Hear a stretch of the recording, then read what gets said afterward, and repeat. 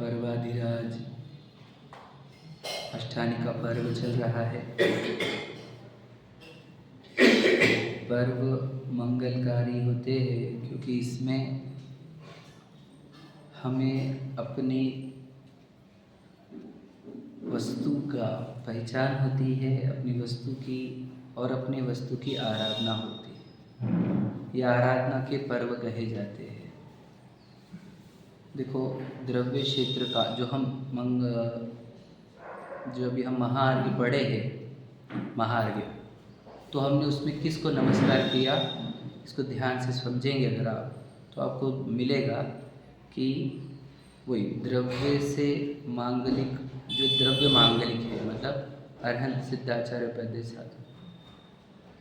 फिर क्षेत्र मांगलिक में समय शिखर गिरनार जी चंपापुर पावापुर आदि। फिर पंचमेरु नंदीश्वर, जिन मंदिर जिन प्रतिमा। फिर काल मंगल भी आता है, उसके अंदर पर्वों में भी आते हैं। और भाव मंगल में 16 कर्म भावना, 10 लक्षण, रत्नत्रय आदि, मतलब 4 रूप मंगल होते हैं, द्रव्य क्षेत्र काल भाव। और उसमें पर्व यानी ये अष्टानी का पर्व हो, 10 लक्षण हो, ये पर्व काहे के लिए है तो याद रखना, वापस आराधना के पर्व है। आराधना की क्यों? देखो, वो जो अरहंत सिद्धाचार्य पद्य साधु है वे आराध्य रूप होते हैं, समझ रहे? और समझ लो आचार्य उपद्य साधु को एक अपेक्षा से हम आराधक भी कह सकते हैं, समझ रहे? देवशास्त्र गुरु के निमित्त से, देवशास्त्र गुरु की आराधना, व्यवहार आराधना और अपने वस्तु की आराधना, निश्चय आराधना। तो ये आराधना मतलब ये पर्व में क्या करना है तो बोलो आराधना करनी है। अब आराधना की शब्द के अर्थ समझने के लिए हम ये समझे कि आराधना शब्द बना है राध और आ, यानी आराध। उसमें राध शब्द जो है वो आत्मा है। राध शब्द जो है उसका अर्थ होता है आत्मा। और जो आत्मा के निकट हो, आत्मा के सन्मुख हो, वो होते हैं आराधक, वो होती है आराधना। और जो आत्मा के विमुख हो, आत्मा से विरुद्ध हो, वो होती है विराधना। मतलब पर्व को छोड़कर हम विराधना करते रहते हैं और पर्व में हम आराधना करते हैं। अब जैसे कल पर्व खत्म होगा तो सब समझ रहे, विराधना में लग जाएंगे। और याद रखना, ये संसार जितना भी है, ये अनंत जीव है, संसार में अनंत जीव राशि, वे इतने अलग अलग शरीर धारण किए हैं। अनंत प्रकार क्या बोले हम, 84 लाख क्यों नहीं बोल देंगे हम। अनंत जीव राशि है, वे इतने अलग अलग जगह जन्म ले रहे हैं, जन्म मरण कर रहे हैं, अलग अलग शरीर धारण किए हुए हैं, अनंत पीड़ाओं से युक्त है। इसका एकमात्र कारण आत्मा की विराधना है, समझ में? और दूसरा कोई कारण नहीं। 5 पाप 4 कषाय है ना, मिथ्यात अविरति प्रमाद कषाय योग, ये सब का शॉर्ट में अगर कुछ बोलना है तो आत्मा की विराधना से ही ये जीव इतने संसार में दुख भोग रहे हैं। एकदम सिंपल है, मतलब शॉर्ट में अगर हमारे को समझना है। और जितने मुक्त हो रहे हैं या होएंगे या हुए थे, वे सब इसमें लिखा हुआ है, प्रोचेसार जी पढ़ेंगे। सिर्फ आत्मा के आराधना से, आराधना में भी आत्मा आ गई है। तो भगवान जी की आराधना करे कि आत्मा की आराधना करे, याद रखना, यदि तुम्हें अभी अपनी आत्मा संकल्प है या अपनी आत्मा की आराधना कर नहीं पा रहे हो जिस समय, उस समय भगवान जी की आराधना करना वो व्यवहार है। क्यों? आराधना में तो राग आत्मा चाहिए ना हमारे को, राग शब्द तो आत्मा का है। तो भगवान जी की आराधना व्यवहार आराधना होती, निश्चय आराधना तो आत्मा की आराधना होती। भगवान जी से बड़े हम है क्या? हाँ हाँ, हम वो चैतन्य वस्तु है जिसमें से अनंत सिद्ध दशा आती, हम उससे भी महान पदार्थ है, समझे? आप और मैं सब, और अनंत भगवान भी वही बता रहे हैं। तो अब हम ये आराधना कैसे की जाती है, इसको हम प्रवचन सार जी ग्रंथ के माध्यम से समझेंगे। और ये ग्रंथ कितना महान है वो भी समझेंगे। लेने के लिए बहुत विषय थे मेरे पास, मोक्ष मार्ग प्रकाशक भी लेना था, रत्नत्रय विधान भी समझाना है, परंतु हमने बोला कि प्रवचन सार जी को हम अपनी तरह से कंप्लीट करें। ये इतना महान ग्रंथ है, जैसे हमारे को अंकुर जी ने बताया था कि कितने ग्रंथ कितने देशों में सिखाया जा रहा है ना, कितने यूनिवर्सिटी में पढ़ाया जा रहा है। मतलब ये ग्रंथ की कोई ना कोई ज़बरदस्त वैल्यू होगी, समझेंगे नहीं। समय सार जितना विस्तारित नहीं है, उससे ज़्यादा प्रवचन सार जी विस्तारित है। मतलब अगर आपको जैन धर्म को सब विश्व में पहुंचाना है तो आप प्रवचन सार जी के माध्यम से पहुंचा सकते हैं। समझ में आए? समय सार जी आत्म कल्याण के लिए है, अपने लिए है, समझ रहे। प्रवचन सार जी पूरे विश्व के लिए है। मतलब उसमें मेरा भी कल्याण है, ऐसा नहीं कि उसे पर का ही, परंतु हमारे को प्रवचन सार जी के सुपर कल्याण का हेतु क्या है, मतलब क्यों प्रवचन सार जी इतना महान है, वो समझना है। ठीक है, देखो शब्द नाम तो ये है प्रवचन सार, मतलब इसमें जो तीर्थंकर ने प्रवचन दिए थे, प्रवचन का अर्थ उत्कृष्ट वचन, और वो तीर्थंकर के ही होते हैं, समझ में। क्योंकि उनसे उनसे अच्छे प्रवचन, उनसे अच्छे वचन किसी के नहीं हो सकते इस विश्व में, समझे। इसलिए प्रवचन का अर्थ वही तीर्थंकर की जो देशना केरी है वही प्रवचन है। और उस प्रवचन का सार क्या है, वो एक ग्रंथ में है, प्रवचन सार, समझ में। तो ये प्रवचन का सार क्या होगा, तो हमारे को वो प्रतिमा जो तीर्थंकर समोशरण में जैसे बैठे थे वैसे ही यहाँ पर एक प्रतिमा विराजमान है, बिल्कुल वैसे के वैसे, सही है क्या नहीं। तो तीर्थंकर की जो वचन निकल रहे थे वो तो ध्वनि रूप थे, समझ में आया। वो ध्वनि से भी प्रवचन दिया जा रहा था, और मुद्रा से भी प्रवचन दिया जा रहा था, यानी उस शरीर की अवस्था से भी, जो शरीर की मुद्रा थी उससे भी प्रवचन दिया जा रहा था। समझदार लोग उस मुद्रा से भी समझ रहे थे, और वही मुद्रा यहाँ पर विराजमान करके हम यहाँ पर भी उस मुद्रा से भी एक प्रवचन ही दिया जा रहा है। समझ में आएगा, ध्यान सुन लेना। प्रवचन मुद्रा से ही हो रहा है। कौन सा प्रवचन समझते हैं हम, समझ रहे कौन सा प्रवचन आ रहा है वहाँ से, तो याद रखना हमने जो उस दिन पढ़ा था पहले दिन, वही बात बताना है। क्या कि यहाँ पर जब प्रवचन सार जी का मंगलाचरण हुआ, मंगलाचरण में ही 5वें गाथा में आचार्य कुंद कुंद कहते हैं कि मुझे साम्य भाव की प्राप्ति हो, जिससे निर्वाण की संपत्ति प्राप्त होती है, समझ रहे। मतलब समता भाव से निर्वाण की प्राप्ति होती है, ऐसे आचार्य कुंद कुंद कह रहे। तो समता भाव और ये प्रवचन सेम है क्या, तो सेम है। देखो प्रवचन का सार, तो तीर्थंकर की जो मुद्रा थी समोशरण में, वो भी समता भाव का प्रवचन दे रही थी, यानी उपदेश। तीर्थंकर की जो देशनाखिरी, उसमें भी समता भाव का उपदेश है। उनकी जो प्रतिमा विराजमान करी हमने, वो भी समता भाव का ही उपदेश है। जो मुनिराज का जीवन होता है वह भी समता भाव का उपदेशक होता है, और ये जो जिनवानी है ये भी समता भाव की ही प्रसार करने वाली है, समझाने वाली है। मतलब समझ रहे, प्रवचन का सार ये है समता भाव। समझ में, वापस समझना, समस्त प्रवचनों का सार यानी रखना। आप जितने जितने प्रवचन हो रहे होंगे, चाहे गुरुओं के हो, चाहे विद्वानों के हो, चाहे गणधरों के हो, चाहे तीर्थंकरों के हो, उन सब का सार एक है। सार, प्रवचन का सार समता भाव। समता भाव से ही, याद रखना, निर्वाण की संपत्ति प्राप्त होती है। तो इस समता भाव को समझाने के लिए प्रवचन सार जी में उपयोग के 3 प्रकार बताए। समझ में, हमने बताई थी, चर्चा की थी हमने, है ना। उपयोग के 3 प्रकार होते हैं। मतलब देखो, अब समता भाव को पहले हमने रिजर्व करके रख लिया, पहले बता दिया पूरे प्रवचन का सार क्या है, समता भाव। याद रखना, हमने बताया मुनिराज के स्वरूप में मेरी भावना में भी यही लिखा है कि विषयों की आशा नहीं जिनके साम्य भाव धन रखते हैं। देखो मुनिराज के लिए भी एक लाइन बोली गई है, सामता भाव रूपी धन। समझ में आया क्या नहीं, आपको पता नहीं होगा, बहुत जगह पर देखो सामायिक में यहाँ पर समता भाव की प्रैक्टिस हो रही है, समझ रहे। सामायिक को स्वाध्याय से ऊंचा कहा गया कि नहीं, समझ रहे। मुनिराज जो ध्यान कर रहे हैं वो भी समता भाव का प्रतीक है कि नहीं। मतलब समता भाव हमारा टारगेट है, दैट इज मतलब वन थिंग। बस पहले इसको साइड में रखते। अब हम आते हैं आचार्य पर हमारे को आचार्य कुंदन समता भाव के ऊपर कैसे लेकर आते हैं। ये काफ़ी बहुत ज़बरदस्त प्रक्रिया यूज़ की है, एकदम गजब की। आप अगर ये प्रक्रिया समझ जाओगे ना, मतलब मैंने प्रभुजी साहब जी को ओवरऑल देखा है ना, मैं बोला इसको ओवरऑल देखो, मतलब एक एक गाथा में तो है ही अद्भुत। एक एक गाथा में कितना बोला जा सकता है, हमने हमको जैसे सीखा है ना, बहुत कुछ बोला जा सकता है, परंतु हमें पूरे प्रवचन सार जी का सार समझ में आए, ये इसका प्रयत्न करते हैं आज। तो उन्होंने समता भाव को समझाने के लिए 3 प्रकार के उपयोग का उपदेश दिया कि 3 प्रकार के उपयोग होते हैं, अशुभ उपयोग, शुभ उपयोग, शुद्ध उपयोग।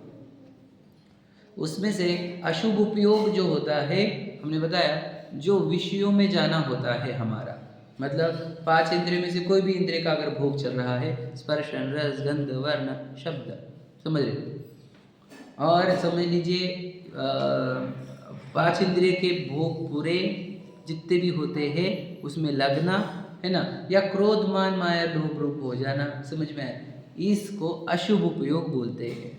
शॉर्ट में हमने कहा कोई भी इंद्रिय का प्रयोग चल रहा है यदि मुख्यतः से, तो वह अशुभ उपयोग ही होता है। क्यों, उसका कारण बताता हूँ। देखो बताया भी था हमने उस दिन, वापस एक बार रिवीजन है ये, क्योंकि हम जब कोई विषय में यानी देखने में, सुनने में, टेस्ट में, टच में, स्मेल में जब हम लगते हैं तो क्या होता है, हमारा जो शांति है, जो समता भाव है, वो बहुत रूप से डैमेज होता है। होता कि नहीं होता? समता भाव पूरी तरह खो जाता है और हमारे अंदर क्रिएट जो होता है उसका नाम है आकर्षण, राग, इच्छा। तो विषयों की इच्छा कैसी रहती है, कैसी रहती है बताओ? समता भाव रूप होती है वो, क्या आकुलता भाव रूप होती है? कैसी होती है? थोड़ी आकुलता कि बहुत आकुलता? कितनी, थोड़ी के बहुत? बहुत आकुलता रूप होती है ना। तो समता भाव से बहुत दूर होने से उसको अशुभ उपयोग बोला गया, पाप बोला गया, समझ में आया? और फिर जब अशुभ उपयोग होगा, जब पाप रूप भाव होगा, तो उसका फल क्या बताया था? बोलो बोलो, उस दिन क्या बताया था अशुभ उपयोग का फल?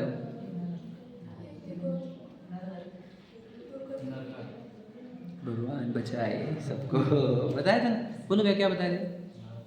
नरक, तिर्यंच, पुनर, भूल गए? कैसे करे, हमारा भला कौन करेगा? बताए थे कि नहीं? भूल गए सब? कैसे चलेगा? रुचि के विषय, जब भी रुचि से कोई भी विषय सुने तो भूलते नहीं है।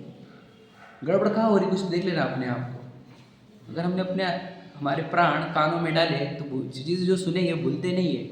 हमारे प्राण कैसे कैसे जा रहे पता नहीं, मतलब ये लौकिक भाषा है, समझ में? तो नरक, नारकी, तिर्यंच और कुनर बनते हैं अशुभ उपयोग से जीव, समझ में? पक्की बात समझना, कोई गड़बड़ नहीं रखना। मैं तो पढ़ के भी बताई थी ये बात, वहाँ से ही पढ़ कर बताई है ना।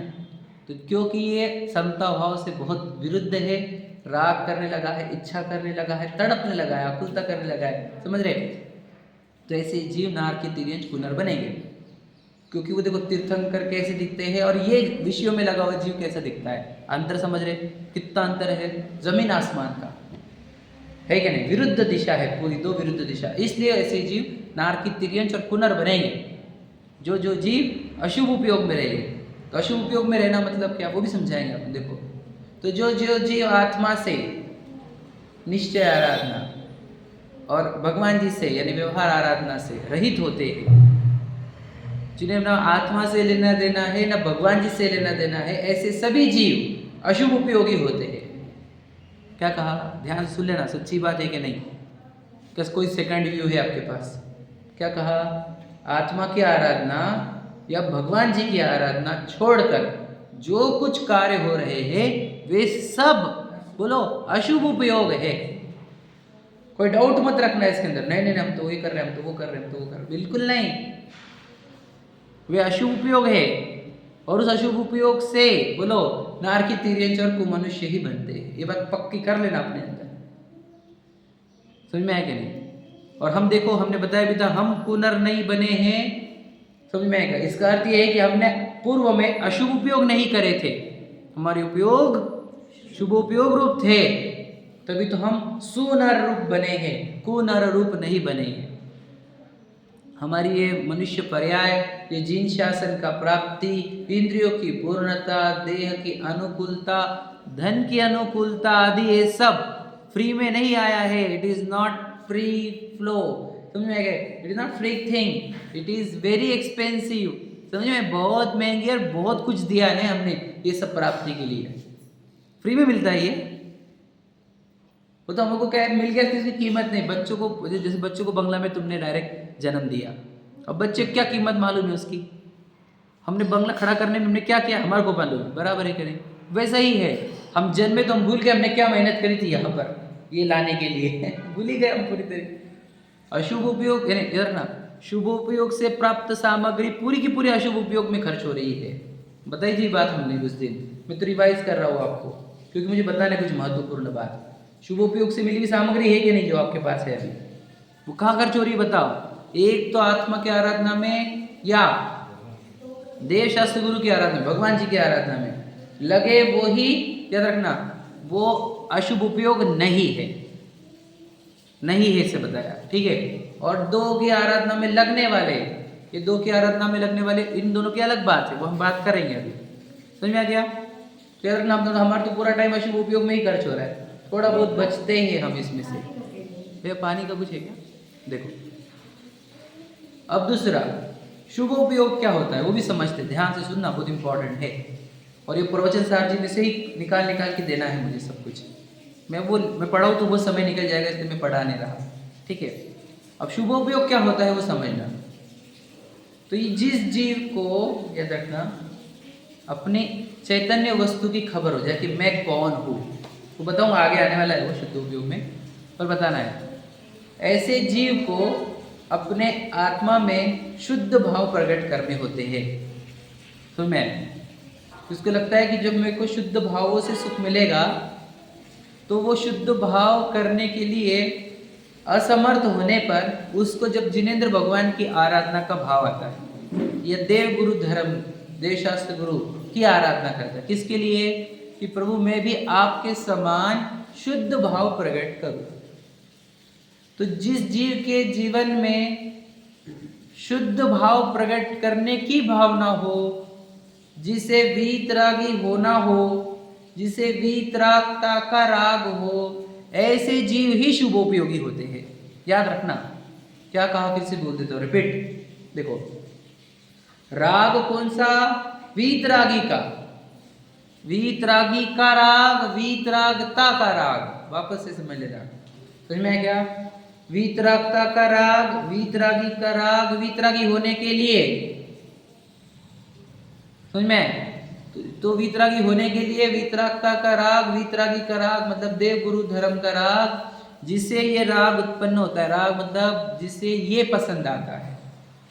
हमने बताया था अशुभ उपयोग वाले को मिट्टी पसंद आती, पूरी दुनिया की मिट्टी, समझ में, शुभ उपयोग को वीतरागी देव पसंद आते हैं, समझ में, ये वीतरागी गुरु पसंद आते हैं, वीतरागी धर्म पसंद आता है, समझ में। तो फिर जिसे वीतरागी देव पसंद आ रहे, ये समता भाव वाला जीव है क्या, नहीं, इसको भी राग हो रहे हैं, तो ये समता भाव से दूर है कि नहीं है, दूर है, बहुत दूर है क्या, नहीं, क्योंकि भावना क्या चल रही है, समता भाव रूप होने की, समझे कि वापस समझना, वीतरागता मतलब क्या, समता भाव ही, वीतरागता की राग मतलब समता भाव रूप होने का राग हो रहा है, सही है कि नहीं, इसीलिए तो समता भाव के धारक देव गुरु धर्म की श्रद्धा कर रहा है, भक्ति कर रहा है, तो समझ में आया। तो जिसको ऐसे सच्चे देव गुरु धर्म की श्रद्धा हो, उनकी भक्ति हो, राग हो, तो मेरे गुणानुराग, भक्ति का अर्थ शब्दों का उच्चारण नहीं, पहली बात याद रखना, जब शब्दों का उच्चारण नहीं है तो म्यूजिक इंस्ट्रूमेंट तो किंचित भी नहीं, भक्ति का उच्चारण बने रखना, ना उच्चारण है ना भक्ति वाद्य है, बोलो भक्ति तो बोलो क्या है, भाव का नाम है, और भाव कौन सा, राग, राग मतलब अच्छा लगना, अच्छा लगना मतलब उनके गुण पसंद आना, उसका नाम भक्ति है, पूजन भी वही है। तो वीतरागी का राग होना, वीतरागता का राग होना, यह वो भक्ति भाव है जिसको शुभोपयोग बोलते हैं। क्लियर हुआ। अब इस शुभोपयोग का फल क्या है, यहाँ पर लिखा हुआ है वो बोल रहा हूँ, शुभ जैसे अशुभोपयोग का फल में बताया नार की तिर्यंच को नर, अब शुभोपयोग का फल देखते हैं। इस शुभोपयोग से आपको याद रखना सबसे पहले बोले स्वधर्म इंद्र, ने देवों का इंद्र, नरेंद्र मतलब चक्रवर्ती बना, समझ में, राजा महाराजा बोले शला का पुरुष आदि आदि, समझ में, वो सब पद मिलेंगे इस शुभोपयोग के पद से। समझ में कौन से तो जितने भी शलाका पुरुष के पद बोलते हैं, तीर्थंकर बोलो या फिर तीर्थंकर को नहीं ले रहे हम, ठीक है, बाकी की शलाका पुरुष ले लो आप, सौधर्मेंद्र बोलो, ठीक है, आदि तीर्थंकर लेने में भी कोई दिक्कत नहीं है, ठीक है, लेना है उसमें, हाँ समझ में आया। तो शलाका पुरुष में तो तीर्थंकर आ ही गए, बाकी भी आ गए, इंद्र आ गए, नरेंद्र भी आ गए, असुरेंद्र सुरेंद्र सब, समझ में आया। तो शुभोपयोग के फल में स्वर्ग सुख प्राप्त होता है, वो गाथा थी लिखी वाली याद रखा। अशुभ उपयोगी को नारकी तिर्यंश कुनर, शुभ उपयोग को स्वर्ग सुख ये वर्ड लिखा था, स्वर्ग सुख बराबर है क्या? तो फिर वाह बढ़िया, सुख तो मिल रहा है शुभ उपयोग से, ये प्रश्न है।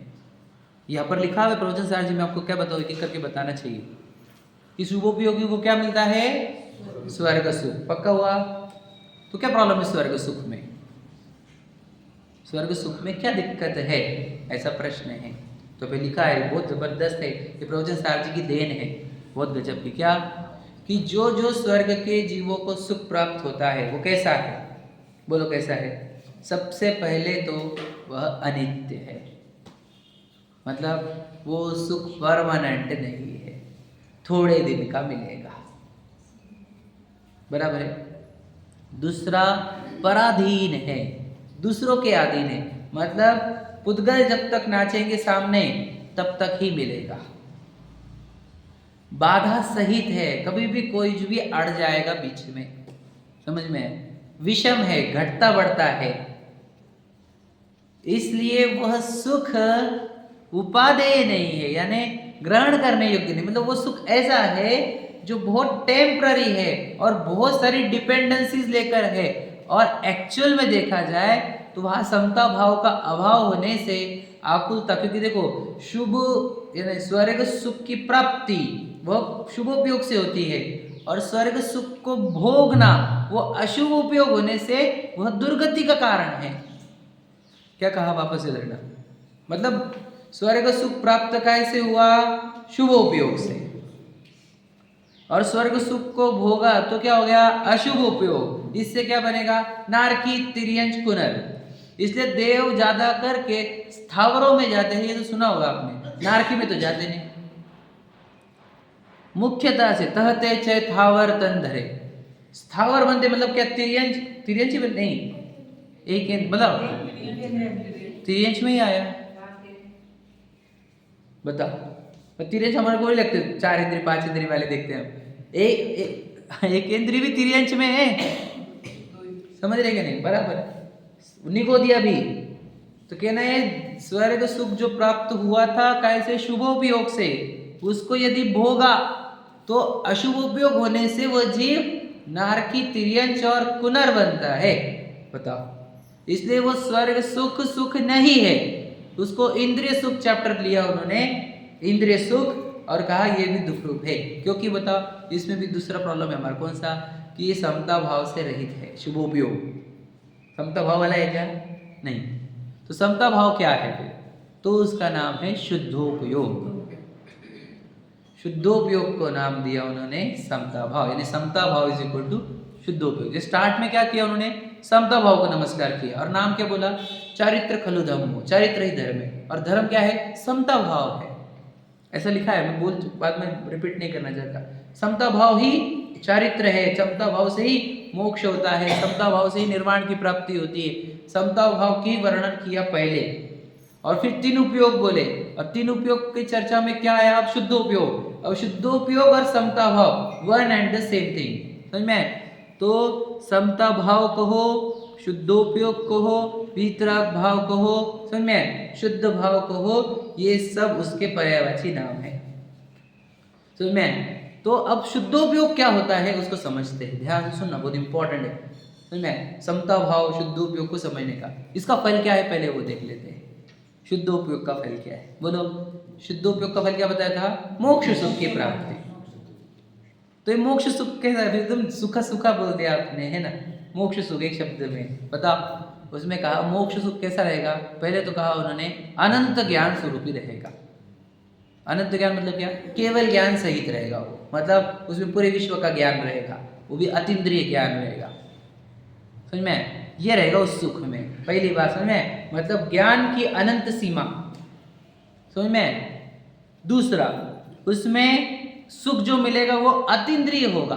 अतीन्द्रिय मतलब क्या, इंद्रिय का प्रयोग नहीं होगा उसके अंदर वापस, और जो अनित्य नहीं होगा, नित्य होगा। जो पराधीन नहीं होगा, स्वाधीन होगा। जो विषम नहीं होगा, समरूप होगा, मतलब हमेशा इक्वल रहेगा, समझ में, और बाधा रहित होगा। ऐसा सुख प्राप्त होगा किसको, शुद्ध उपयोगी जीव को। अनंत सुख प्राप्त होगा, वो भी कैसा, हमेशा बना रहता है, कम पड़ेगा घटेगा नहीं, दूसरों के ऊपर डिपेंड नहीं, इंद्रियों की भी प्रयोग की आवश्यकता नहीं पड़ेगी, जहां पर ऐसा सुख प्राप्त होता है किसको, शुद्धोपयोगी जीवों को। जो जो शुद्धोपयोगी है उन जीवों को ऐसे सुख की प्राप्ति होती है। समझ में आ रहा है। तो ये हद तक जो है वह उनका पहला अधिकार है।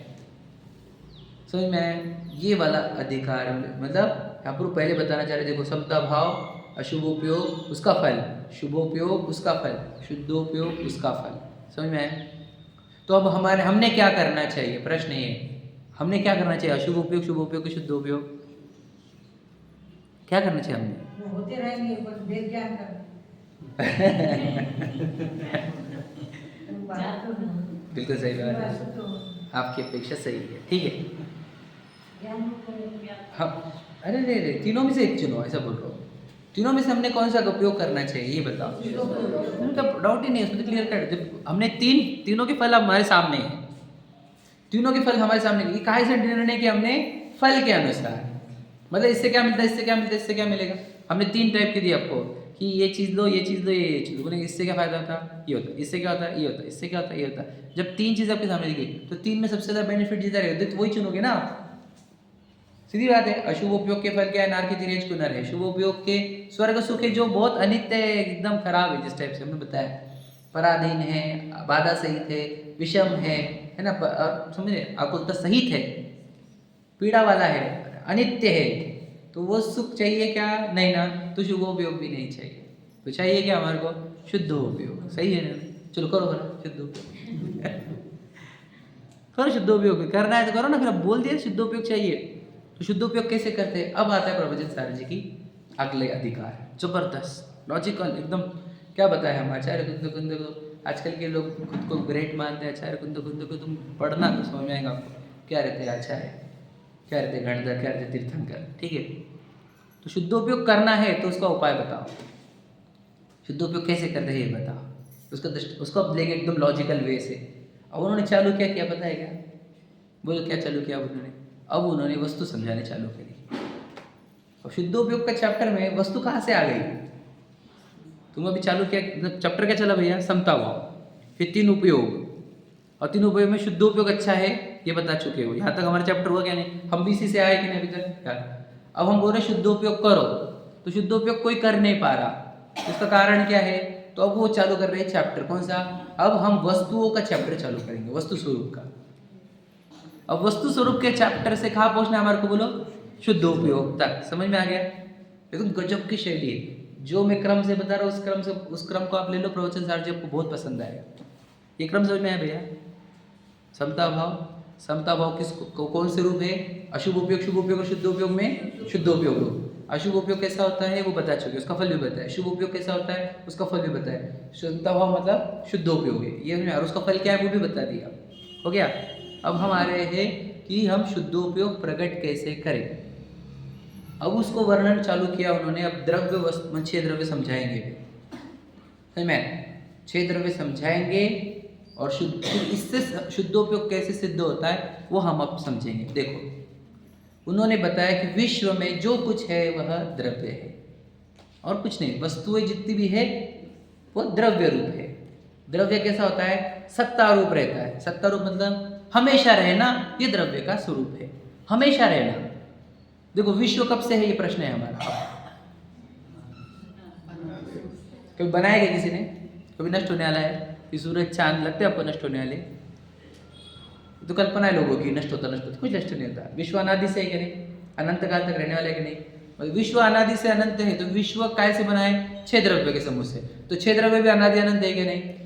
मतलब द्रव्य कैसा रहता है, सत्तारूप रहता है, सही है कि नहीं, पक्का हो गया, सत्तारूप रहता है द्रव्य। तो सत्ता द्रव्य कैसा रहता है, और गुण पर्याय वाला रहता है, द्रव्य खाली नहीं रहता, उसके अंदर अनंत गुण होते हैं और गुणों के कार्य होते रहते हैं। तभी तो ये विश्व में जो कुछ दिख रहा है हमारे को, वो सिर्फ कार्य है, 6 द्रव्यों के कार्य, यानी पर्याय।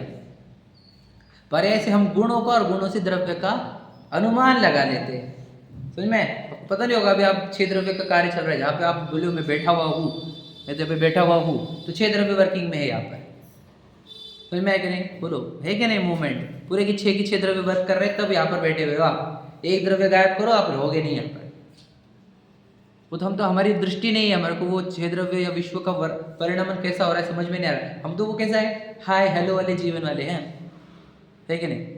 हमको तो वो विश्व से, अपने आप से कोई लेन देना नहीं है हमारे को, समझ में आया। तो बोलना है वस्तुएं द्रव्य गुण पर्याय रूप होती है, मतलब उसके अंदर गुण होते हैं और गुणों के कार्य होते हैं। मतलब सोचो अब यहाँ पर बैठे हो, तो कोई चेयर पे, कोई प्लास्टिक पे, टाइल्स पे, ये डिफरेंस कर रहे हो कि नहीं आप। तो कोई टाइल्स पे बैठे तो ठंडा नहीं लगेगा, ये आपने गुण देखा है उसका। टाइल्स पे बैठे होगे तो ठंडा लगेगा, ये भी गुण देख रहे हैं आप, समझ में आए। कपड़े में अपने अलग कलर कपड़े पहने हैं, क्या देखा आपने, गुण या पर्याय देखी ना, पर्याय देखी ना, मुख्यतः से देख रहे क्या है, पर्याय है ना। कौन से कोई गुण के, मतलब पर्याय गुण की और गुण द्रव्य का है, मतलब द्रव्य गुण पर्याय से ही खेलते हैं हम दिन भर। ये मत बनाओ, ये बनाओ, इधर जाना है, ये जाना है, मूवी देखना है, ये सब द्रव्य गुण पर्याय ही है। आपको पता नहीं होगा, वस्तु तो यही है और कुछ है नहीं विश्व में, समझ में। तो ये पर्याय, द्रव्य गुण पर्याय वाले, मतलब द्रव्य में क्या होता है, गुण पर्याय होती है, समझ में। और आप अब ये चैप्टर क्यों बोल रहे हैं हम, हमारे में उस पर, हम उस पर आने वाले, टेंशन मत लेना। और द्रव्य कैसा है, उत्पाद वे द्रव्य रूप है, मतलब क्या, उसमें नई नई पर्याय आती रहती है, पुरानी पर्याय जाती रहती है, निरंतर पर्याय होती रहती है, समझ में। आपको पता नहीं होगा, जब से आप यहाँ पर बैठे हो तब से आपने अनंत पर्याय उत्पन्न कर ली, उसमें नए नए शब्द जो जो यहाँ से बोले जा रहे सब जाने जा रहे हैं। करीब करीब 30 मिनट हमने बोल दिया है, और 30 मिनट तक आप निरंतर ज्ञान की पर्याय निकलती गई, और उसने जानते गए, सब कुछ जान रहा है। आपको पता है चेतना के 2 प्रकार, दर्शन चेतना, ज्ञान चेतना। दर्शन चेतना में सामान्य प्रतिभास हुआ कि कुछ है, ज्ञान चेतना में पूरा अवग्रह, यह आवाय धारणा पूरा होकर, तुमने चल धारणा में नहीं गया होगा, आवाय तक तो सब पहुंचे ही है कि क्या बोला गया, इतना सब हो रहा है प्रति समय। सोचो कितना फास्ट काम होता है चेतना में, हमको थोड़ी पता है। सोचो ये सब कार्य इस शरीर में हुआ ही नहीं, और ये सब कार्य हमारे में हुआ कि नहीं हुआ। ये जानने का कार्य टेबल ने, ये दीवारों ने, माइक ने, किसने नहीं किया, और आपने सबने कर लिया। समझे कि नहीं समझे, मतलब वहां पे से निरंतर पर्याय उत्पन्न हो रही कि नहीं हो रही, नई नई पर्याय, ज्ञान की पर्याय, वो उत्पाद है।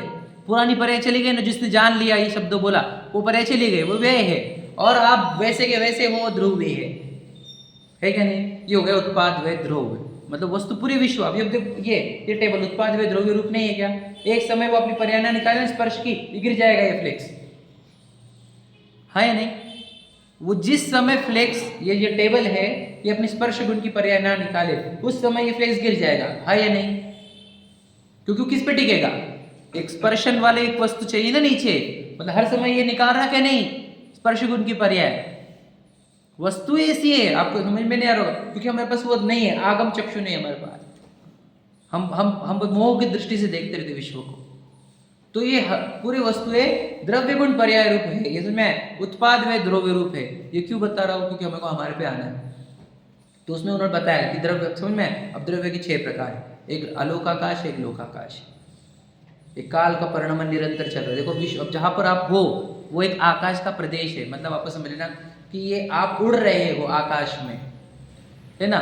एक अलोकाकाश है जो लोकाकाश के बाहर है, 343 घनराज्यों के बाहर, 343 घनराज्यों का लोकाकाश, ऊर्ध्वलोक, मध्यलोक, आलोक, है ना। उस मध्यलोक के बड़े क्षेत्र के उस आकाश के प्रदेशों पर आप हो, उड़ रहे हो, वो आकाश द्रव्य है, स्पेस बोलते हैं अंग्रेजी में उसको, है ना।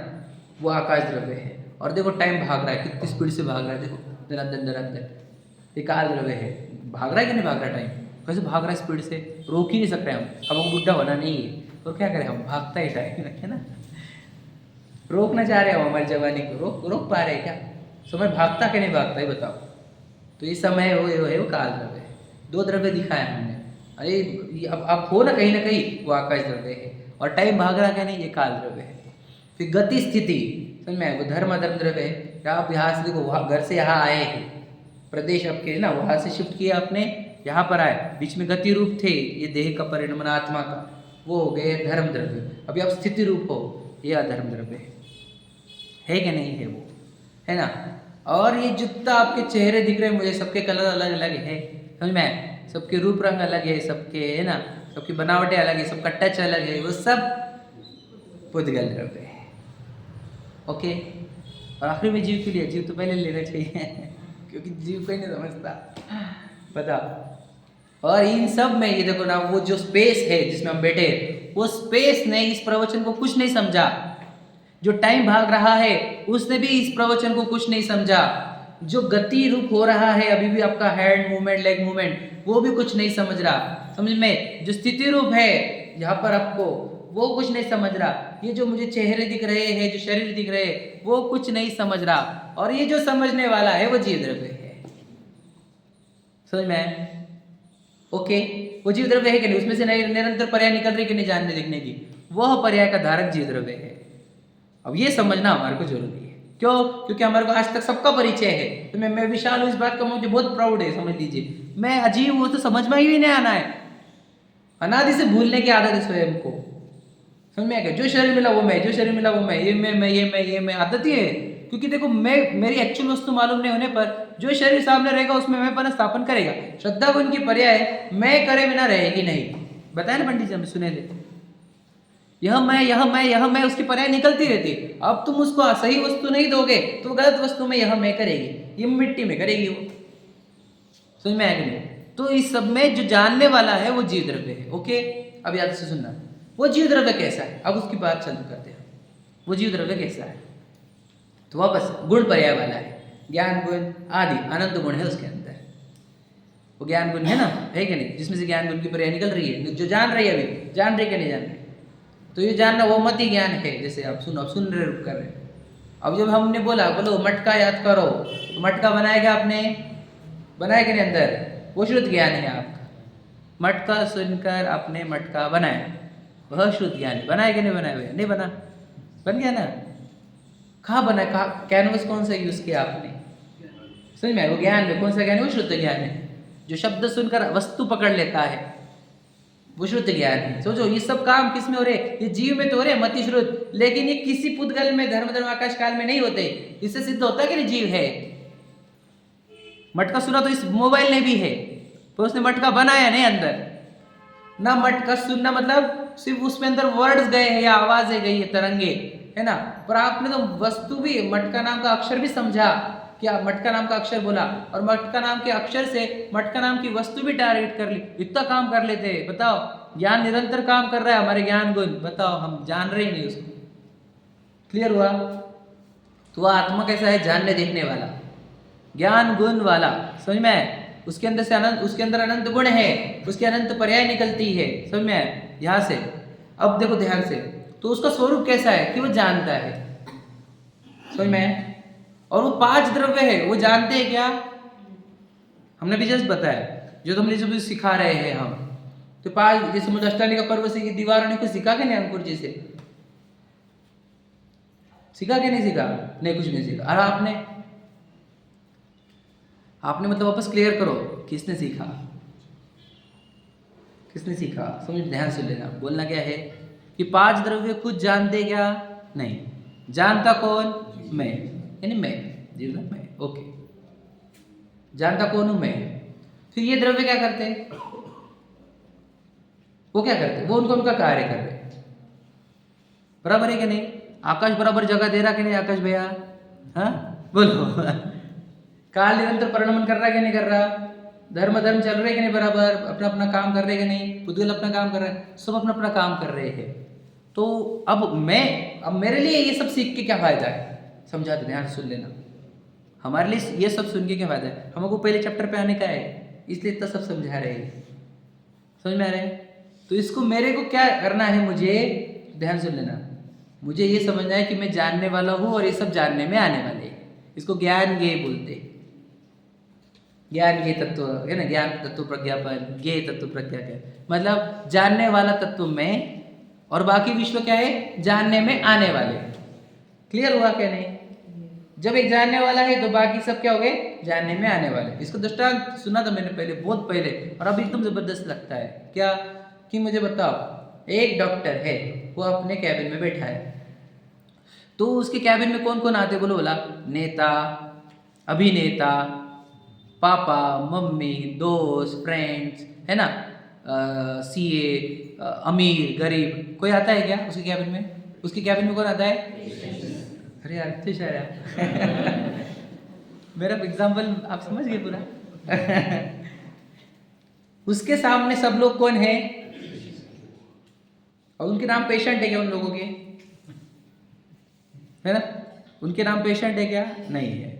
तू पेशेंट किस अपेक्षा से है? डॉक्टर की अपेक्षा से। बराबर है कि नहीं? समझ में आया? तो अगर हमारे को वो समझो बिल्डिंग है, उस बिल्डिंग में 100 लोग आए हैं डॉक्टर को दिखाने को, तो डिवाइड करना है उस बिल्डिंग में कितने लोग हैं, तो क्या बोलोगे आप? एक डॉक्टर है, बाकी सब पेशेंट है। समझ में आया? बताओ विश्व कैसा है? एक ज्ञान है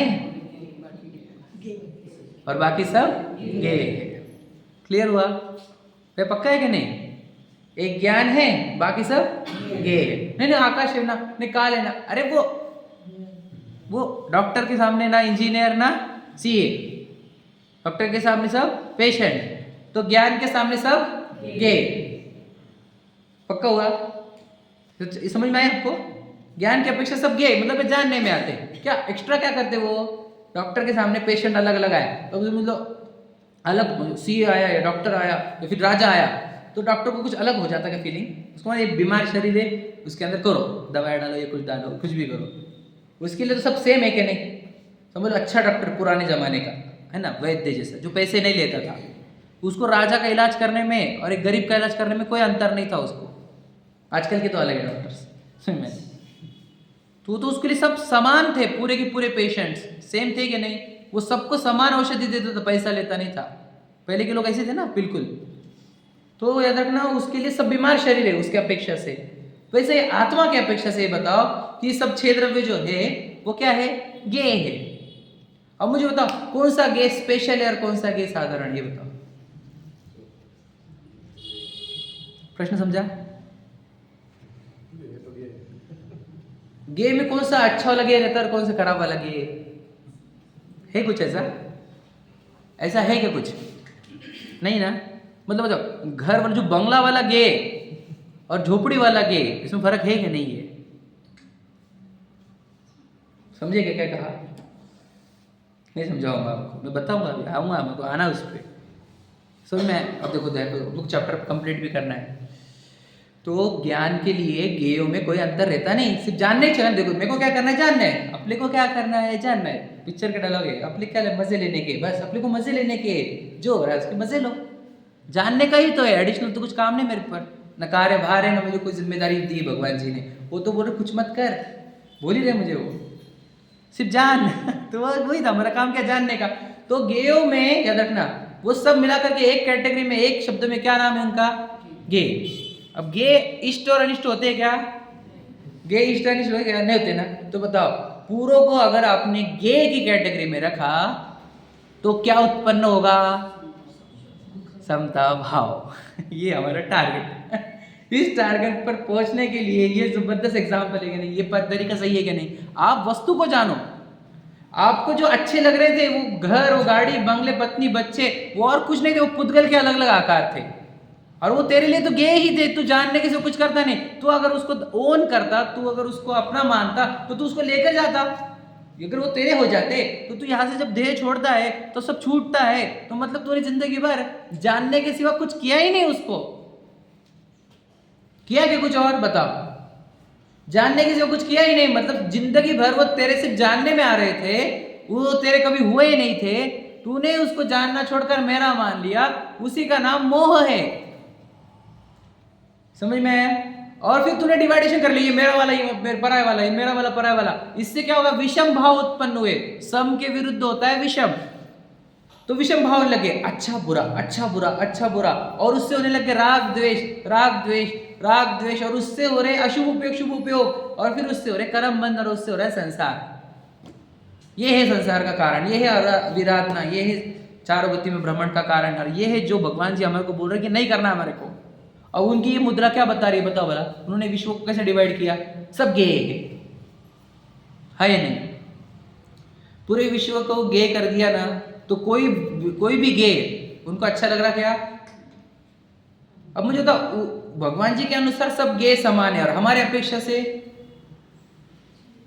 अंतर है गेयों में। भगवान जी और आप द्रव्य दोनों अलग अलग द्रव्य है कि एक द्रव्य, ये बताओ पहले। चलो 80वीं गाथा तो पहुंच गया अपन। हाँ? आप और भगवान जी द्रव्य अलग अलग है कि भगवान जी अलग है बाबा, आप अलग है? द्रव्य तो कौन से, वो कौन से द्रव्य है? जी द्रव्य। और आप कौन से हो? जी द्रव्य। उनके अंदर कौन से गुण है? ज्ञान आदि अनंत। आपके अंदर ज्ञान आदि अनंत, बराबर है। वो पूरे विश्व को कैसे देख रहे हैं? समता भाव से, गे में डिफरेंस नहीं कर रहे। अब हम क्या कर रहे हैं ये बताओ, हम क्यों डिफरेंस क्रिएट कर रहे हैं? पूरे गेयों को समान देखो, क्योंकि कोई गे में कोई अंतर नहीं है। लाइन पढ़ो, अरिमित्र महल मसान कंचन काच निंदन तुतिकरण अर्घावतारण असी प्रहारण में सदा समता धरण। बोलो क्या क्या, एक सबसे बड़ी लिस्ट गिन ली तुमने, क्योंकि सब पुद्गल है।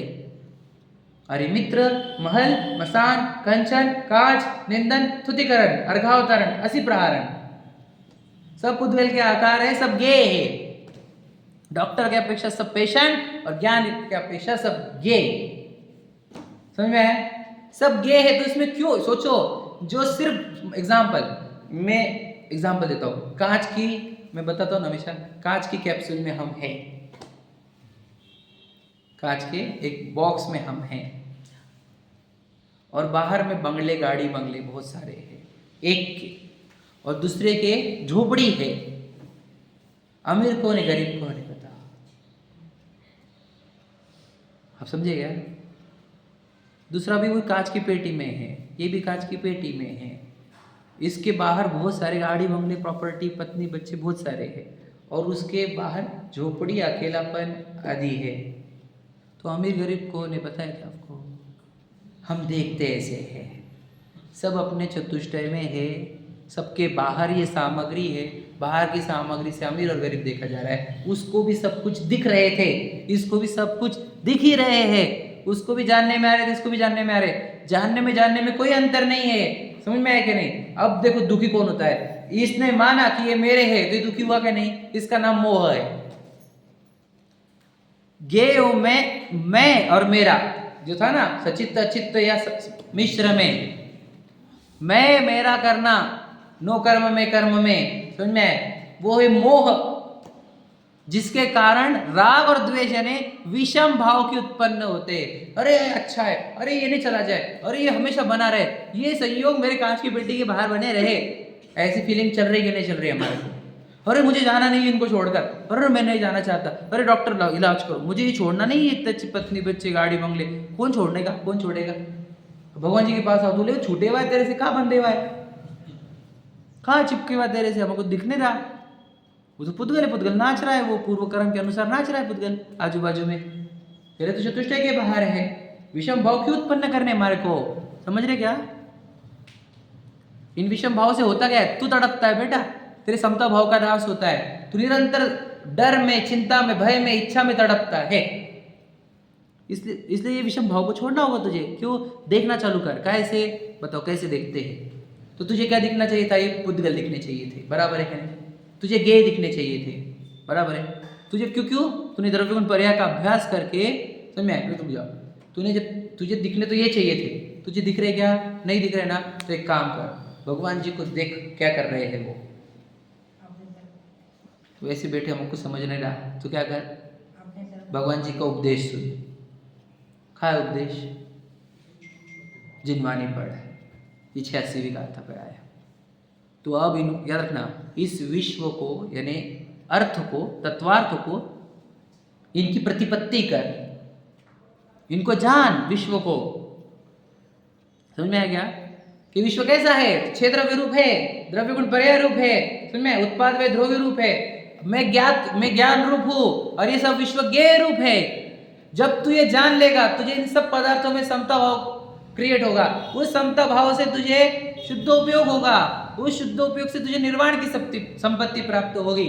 और यदि तूने इन विश्व को आगम के चक्षु से नहीं देखा, द्रव्य गुण पर्याय से नहीं देखा, तो तुझे ये पौधगल कुछ अपने लगेंगे, फिर तुझे अच्छे बुरे लगेंगे, तुझे राग द्वेष की उत्पत्ति होगी, उससे उपयोग अशुभ होगा और उससे तुझे नार की तिर्यंच और कुनर बनना पड़ेगा। समझ में आ रहा है क्या? बहुत महत्वपूर्ण बात है। तो क्या करो, एक तो तू विश्व को जान ले द्रव्य गुण पर्याय से, अगर नहीं जान पा रहा है तो आगम अभ्यास कर, शास्त्र स्वाध्याय करो। शास्त्र से तुझे विश्व समझ में आएगा कि विश्व क्या है और मैं कौन हूं ये भी समझ में आएगा। इससे मोह का निर्माण होता है, मोह का नाश होता है। यानी उपायांतर, पहला उपाय है कि अनंत भगवान को जानो द्रव्य गुण पर्याय से, वो नहीं जान पा रहे तो ये जिनवानी पढ़कर द्रव्य गुण पर्याय पहचानो खुद की और ये विश्व की। इससे क्या होता है, इससे मोह का नाश होता है। मतलब मैं चेतना रूपी वस्तु जानने देखने वाला और ये सब मेरे आसपास में नाच रहे हैं, पुद्गल या धर्म धर्म आकाश काल, ये सब मेरे गेय है, ये कुछ अच्छे और बुरे नहीं होते, ये तो अपने अपने परिणाम रहे बेचारे, वो तो बोले भी नहीं मैं अच्छा और बुरा हूं। हम हमारी असत कल्पना के कारण उन्हें अच्छा और बुरा बोल रहे हैं, ये असत कल्पनाएं हैं। अच्छे बुरे तो वो थे ही नहीं, कभी नहीं थे। एक पुद्गल परमाणु और उसकी एक पर्याय कभी अच्छी और कभी बुरी थी ही नहीं, क्योंकि अनादि से तीर्थंकर होते आए हैं, अनादि से सिद्ध होते आए हैं, अनंत सिद्ध होते आए हैं, उनको कभी परमाणु अच्छे बुरे नहीं लगे। और हमारे को हमेशा परमाणु अच्छे बुरे लगे, क्षेत्र अच्छे बुरे लगे। तो यही बात छोड़नी है हमारे को आज, कि अब हमारे को कोई चीज अच्छी बुरी नहीं लगने देंगे हम। उसी का नाम समता भाव है, उसी का नाम चारित्र है, उसी का नाम धर्म है। और ये धर्म हमारे को प्रतिमा सिखा रही है, सिखा रही कि नहीं सिखा रही? समोशरण में जो भगवान जी विराजमान थे वो यही सिखा रहे कि नहीं सिखा रहे? उनकी जो दिव्य ध्वनि की रही वो यही सिखा रही कि नहीं? जिनमान यही सिखा, समता भाव रूप रहो, समता का भाव धरकर सबसे क्षमा करो, समता रखो, कोई चीज अच्छा बुरा ही नहीं है। समाधि कब होगी बोलो भला आपकी? यदि कोई चीज पसंद आती है तो समाधि होगी? सच बताओ, यदि एक भी चीज का आकर्षण होगा हमारे जीवन में तो क्या हम समाधि मरण कर पाएंगे? क्या लगता है आपको? तो वो एंड मोमेंट में सब अट्रैक्शन छोड़ेंगे क्या हम? हमारे मेरा टाइम आ गया, चलो अब मैं किसी से प्रेम नहीं करता, हमें समाधि हो जाए, ओ भैया आओ वाला सुनाओ वाला हमारे को, हाँ कुछ अपना नहीं, हाँ लेकिन समाधि होगी तुम्हारी, है ना? आखिरी मोमेंट पर सुनकर समाधि करेगा ना बेटा तू, है ना?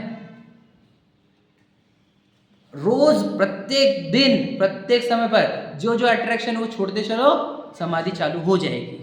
समता भाव ही समाधि है। आप जीरो अट्रैक्शन में पहुंच गए, ये है समता भाव, ये है समाधि। Zero attractions, zero distractions, everything is just a game. जो ज्ञान के सामने पिक्चर आ रहा है तो देखो उसको, अच्छा बुरा क्यों, अरे गरीबी आ गई तो दिखेगी, अमीरी आई तो दिखेगी, रोग आ गया तो दिखेगा। याद रखना, एक बीमारी तुझे नहीं होगी, पक्का गारंटी हमारे को, एक रोग होगा नहीं। यदि तू खुद को गायक मानेगा तो गे में होते रहेंगे रोग। आत्मा को कितने रोग है बोलो भला? मोह ही एक रोग है, बाकी तो कोई रोग है ही नहीं आत्मा को। वो तो सब शरीर के, मतलब वो रोग शरीर के थे तो वो क्या थे हमारे लिए? वो तो गे ही थे। तुम गे में एकत्व कर गए बेटा, उससे तकलीफ हो रही तुम्हारे को। तकलीफ किसकी है बोलो? रोगों की तकलीफ है कि नहीं? रोगों की तकलीफ है, शरीर की रोगों की तकलीफ है, सच बताना। शरीर के रोगों की तकलीफ नहीं, बोलो शरीर के रोगों के एकत्व की तकलीफ है। तो बीमार का इलाज क्या है बोलो? यही है वो वेद ज्ञान, वो तत्व ज्ञान का जिनवानी का अभ्यास करके इन सब को गे समझना। ये है गे किसी को कुछ नहीं है। आप बताओ, आप कितना भी मैं मानो, छोड़ के जाने वाले क्या नहीं? मतलब क्या किया आपने? देखा ही तो था इनको, और क्या किया? नहीं, I own this, you own this, then take it further also. समझ में? लेकर जाओ। किसको ओन करते हैं आप? बताओ किसको ओन करते हैं? ओन मतलब किसको? आप किसके मालिक हो आप? फिर वो मालिक जिसके हो वो तो लेके जाना चाहिए ना अपने। तो नहीं है मतलब छोड़ के जा रहे, मतलब मालिक थे नहीं, मतलब थे ज्ञाता थे। मरने के बाद ज्ञाता हो गए क्या? जीवन भर क्या हुआ?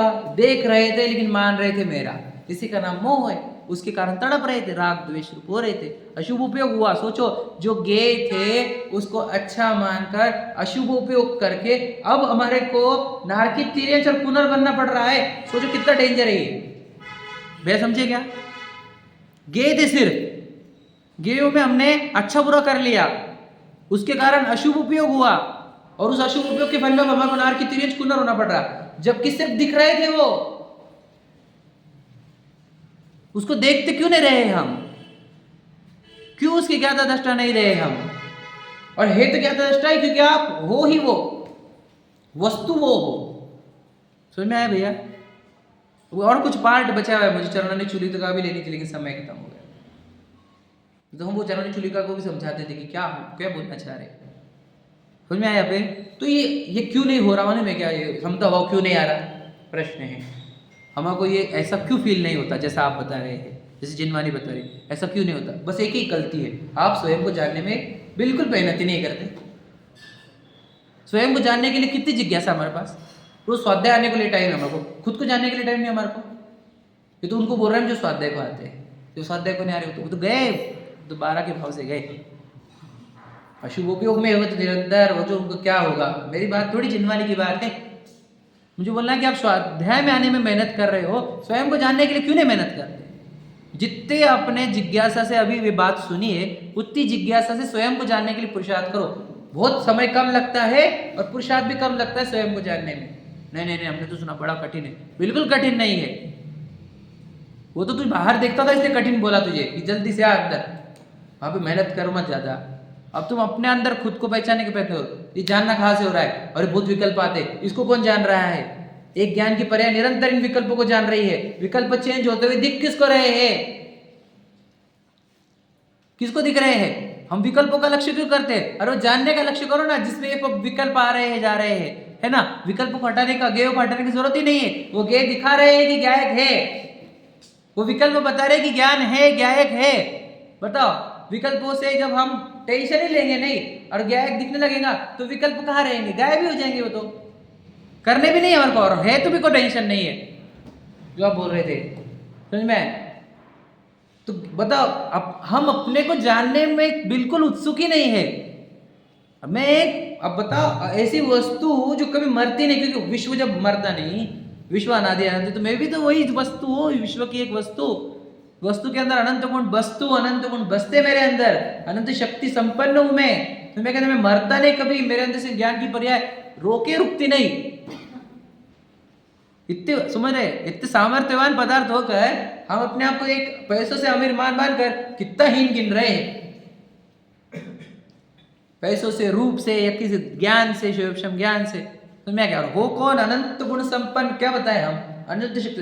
नैसर्गिक वस्तु है आप एक नैसर्गिक भगवान हो। पूरी दुनिया इधर उधर हो जाए, आपका भगवान बना कब नहीं होता? प्रभुत्व शक्ति है अपने अंदर, प्रभुत्व शक्ति के कारण निरंतर प्रभुत्व बना रहता है, एक समय भी हीन नहीं होता। चाहे निगोद चला जाओ, भगवान बना तो 1% का कम नहीं होता मेरे अंदर। कम करके बताया मुझे तो कोई दीन बनाकर बताया रखना। वस्तु दीन बनने को तैयार नहीं है, परिणाम दीन क्यों मान रहे हैं? वस्तु बोलती मैं कभी दीन नहीं होने दूंगी, मैं हमेशा प्रभु बना के रखूंगी तुम्हारे को। वो परिणति निकल रही प्रभुत्व गुण की, वो बोल रही है कि हम प्रभु है। निगोद अवस्था में भी प्रभु है। बताओ, और यहाँ पे 1,000-2,000 रुपए का नुकसान, 5,000 का नुकसान, जो दीनहीन मान लग गया। थोड़ा सा फिगर अलग हो गई, बाल वाइट हो गए, ये दीनहीन मानने लग गया। गरीबी आ गई, थोड़ी सी कुछ हो गया, है ना, पाप के उदय, संस्कृति खत्म हो गई, दीनहीन मान लग गया। हर एक क्षण दीनहीन मानता है। भोग के चक्कर में, चाहिए के चक्कर में भी तो दीनहीन ही अनुभव करता है। सोचो, एक परमात्मा जैसा पदार्थ, एक परिपूर्ण पदार्थ, भगवान जिस पदार्थों को बता रहे हैं वो आप हो। ये प्रवचन सार है, ये प्रवचन का सार। हम अपने पदार्थों को जाने। जब मैं दिख जाता हूँ ना कि मैं ज्ञायक हूँ, अरे पूरा गे विश्व गे मेरे लिए तो सिर्फ इनको जानने का काम है। वो भी अपने आप जानना हो रहा है, वो भी जानना नहीं मुझे, एटमाइजेशन पे सब जानना हो रहा है। सोचो, मैं अगर शांत बैठूं तो भी ज्ञान की पर्याय निकलती रहती। कितना जबरदस्त का, मतलब वो ज्ञान की पर्याय भी निकाल लेने कितना गजब का है। मुझे जानने का भी भार नहीं है, जानना भी ऑटोमेटिक हो रहा है। तो कितना निर्भर जीना चाहिए। देखो, कोई गेय को बदलना है नहीं, कोई गेय अच्छे बुरे नहीं है, और मैं जानने वाला हूँ, उसमें जानने की पर्याय भी निकालनी नहीं है। अरे अब करना क्या है? फिर क्या करेंगे हम? वो ऐसे बनेंगे, वो ये बता रहे थे वो कि तुझे ऐसा बनना है, नहीं ऐसा रहना है। ये फिर वो क्या है, वो है शुद्धोपयोग, वो है समता भाव, जिससे निर्वाण की संपत्ति प्राप्त होती है। वो हमारा लक्ष्य है और हम वो सीखने को आए भगवान जी से।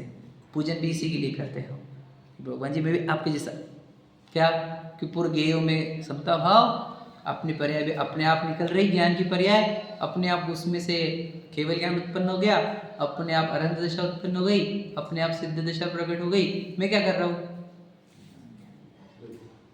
आप समझे? मैं तो बस अपने में शांत रस में लीन हूँ। मेरे जो शांति रूप रस निकलता है मेरे अंदर से, ज्ञान रस भी निकलता है, मैं तो उस रस में लीन हूँ बस। अपने आप अनंत दशा निकली, सिद्ध दशा निकली, सब निकल गया। हम ये क्यों कर पाए हम? क्योंकि हमने विश्व को गेय रखा। तो हमको कोई अच्छा लगा ही नहीं जिसको देखे, जिधर हमारा उपयोग जाए।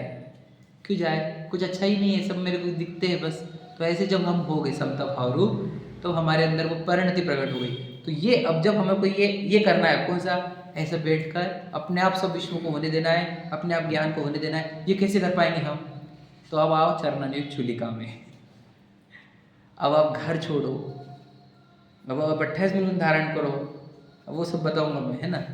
और अब आप सब वस्तुओं को छोड़ते चलो, दीक्षा 28 मिनट पहले धारण करो, और जब आप बैठोगे तो अब आपको अब वो दशा प्रकट होगी जो भगवान जी कर रहे हैं, और फिर आपको समता भाव प्रकट होगा, आपको वो निर्वाण सुख प्राप्त होगा।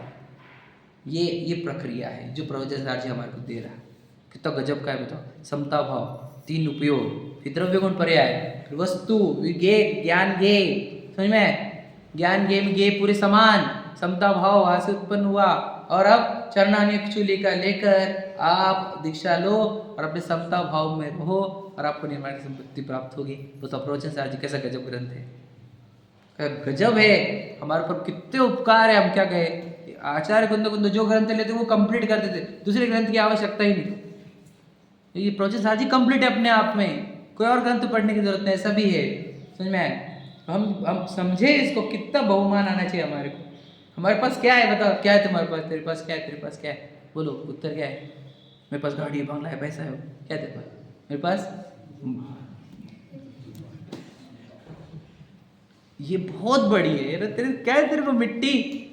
मेरे पास प्रवचनकार जी है, मेरे पास आचार्य कुंद तीर्थंकर की वाणी है, जिससे मुझे बोलो समता भाव उत्पन्न हुआ है। वो समता भाव जिसकी वैल्यू करोड़ों से भी ज़्यादा है, तेरे खरबों से भी ज़्यादा है। तो मैं क्या, वो भाव मुझे प्रकट होता है तो मुझे ये देव शास्त्री गुरु की इतनी भक्ति आती है कि उन्होंने मुझे क्या दे दिया। ऐसा लगता है तन मन धन सब न्यौछावर इसके ऊपर, ऐसे अनंत भाव न्यौछावर कर दूंगा मैं इनके ऊपर। समझ में आया कि नहीं? ये जीव के अंदर क्रिएट होता है, वो है उसका शुभ उपयोग। उसके अब ये जब आत्मा में लीन हो पाता है तो ऐसे शुभ उपयोग हो जाता है, तो ऐसे उसको शुभ उपयोग हो जाते हैं, जिससे उसको चक्रवर्ती तीर्थंकर आदि पद प्राप्त हो जाते हैं, इंद्र आदि। समझ में आए?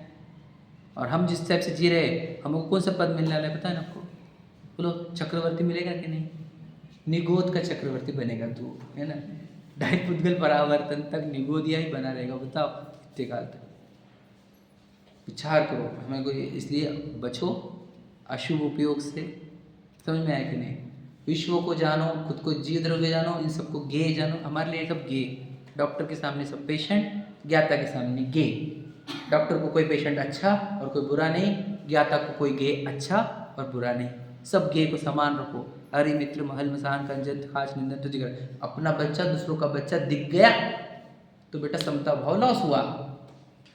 अपना घर दूसरों का घर दिखा, समता भाव लॉस हुआ। वो सिर्फ इसके लिए कि रात को शरीर कहा जाएगा, ध्यान रखना, उसके लिए बताया था कि ये अपना घर पर आएगा, गे है।